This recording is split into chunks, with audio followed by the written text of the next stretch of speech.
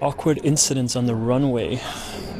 Not really. My runway history is pretty boring. I haven't personally. I've been told about guys who walked out with a shoehorn in their shoe still, and I had to like complete the whole runway with that, and upstairs and downstairs.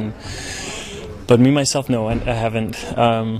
Still try to stay on top of it and have it not happening. Little things like almost falling, but that's nothing. Almost tripping, but nothing. Good tips against jet lag.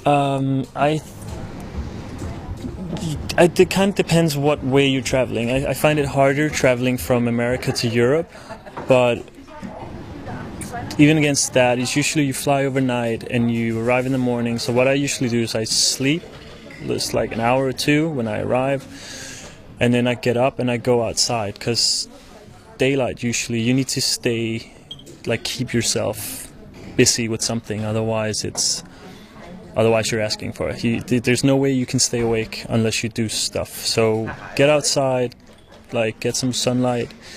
If you can do exercise, that's great. Remember, I did that when I went to Sydney. That worked perfect for me, and it was an amazing way to see the city in a different way than usual. Just go running. But yeah, I think it's just a matter of keeping busy, doing something, and then getting some sunlight. And yeah. So my favorite part of fashion shows are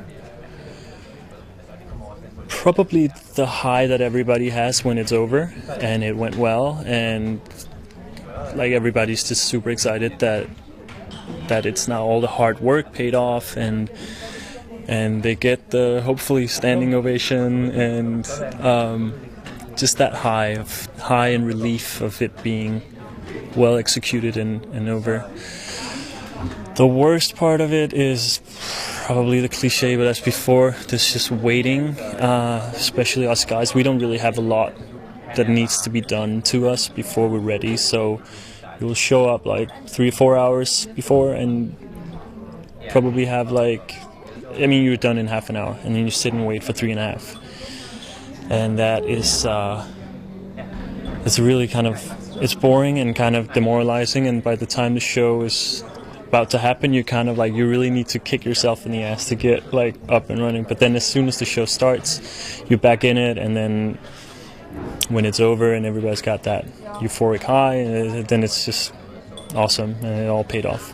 I started modeling probably the same way most guys start, where you have a scout coming up to you in the street and asking you if it's something you've ever considered. And just like I assume most guys, it was not something that figured on my radar at all. I had never thought about it.